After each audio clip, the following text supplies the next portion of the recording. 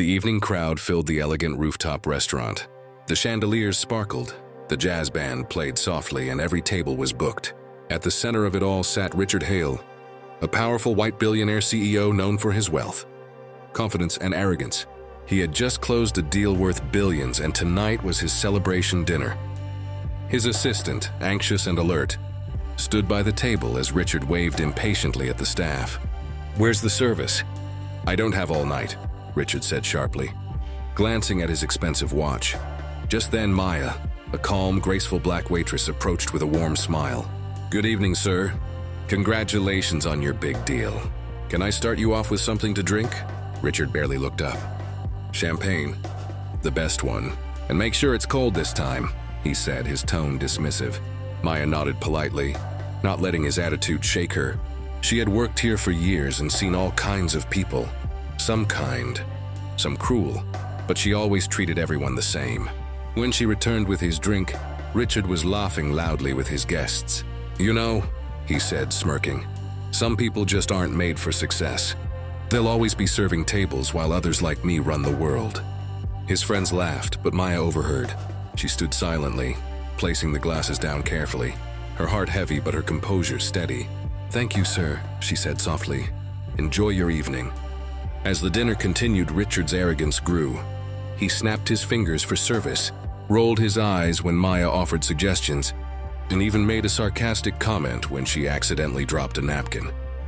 By the end of the night, Maya remained professional, thanking him for coming and wishing him a pleasant night. But deep down, she wondered why someone so successful could be so unkind.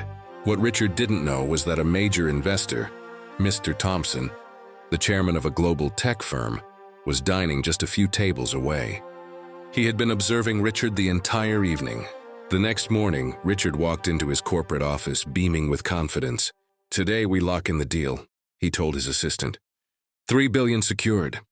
But within minutes, his smile faded. His phone buzzed with a message from Mr. Thompson's office. "Meeting canceled. We're no longer moving forward." Richard's face turned pale. "What do you mean canceled? This is impossible." He immediately called Thompson, who answered calmly. "Richard," he said, "I was at the restaurant last night." Richard froze. "I saw how you treated that waitress. You see, I believe how a man treats those who serve him says everything about his character. If you can't respect the people who bring you food, how can I trust you to lead a team with integrity?" Thompson hung up. The $3 billion deal was gone. For the first time in years, Richard sat in silence, the weight of regret sinking in. His assistant entered the office quietly. "Sir, the waitress from last night, Maya, left a note for you." Richard looked confused. "For me?" He opened the note, his hands trembling slightly. Inside, in neat handwriting, were these words: "Sometimes people forget that kindness costs nothing. I hope your success brings joy to others, not pain." "Maya?" Richard stared at the note for a long time. He felt something shift deep inside him, a mix of shame, sadness, and realization. He had mocked someone who had done nothing but show him respect. And now, the universe had humbled him in the most unexpected way. A week later, Richard returned to the same restaurant. This time, he wasn't in a tailored suit or surrounded by investors. He came alone. When Maya noticed him, she approached cautiously. "Good evening, sir. Would you like your usual table?" Richard shook his head gently. "No, please. I came to apologize." Maya looked surprised. He continued, his voice sincere. "I was rude. There's no excuse for how I spoke to you.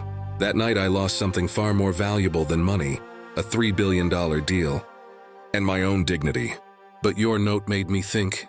Thank you for reminding me what matters." Maya smiled softly. "We all make mistakes, sir. What matters is that you learned from it." Richard nodded. "Would you allow me to make it up to you?" She hesitated, then said, "You don't need to. Just treat people better. That's enough." But Richard insisted. "I've started a new foundation, one that helps hospitality workers get scholarships and training for management positions. I'd like to name it after you." Maya's eyes widened in shock. "You're serious?" "Yes," Richard said quietly. "Because of you, I've learned that respect is worth more than riches." Months later, the Maya Foundation for Opportunity and Respect became one of the most respected organizations in the country. It helped thousands of servers, cleaners, and workers get the education and career growth they deserved. At the opening ceremony, Maya stood beside Richard as an honored guest. The cameras flashed, reporters asked questions, and Richard spoke to the crowd. "I once thought success was measured in money," he said. "But this woman, Maya, taught me that real success is how you treat others. I mocked her once and I regret it deeply, but she showed me kindness instead of hate. Because of her, I am a better man today." The audience applauded as Maya smiled warmly. The billionaire who had once looked down on her now stood beside her, not as a superior but as an equal. Hate divides, but kindness heals. Never judge a person by their job, their color, or their clothes, because true worth is found in character, not status.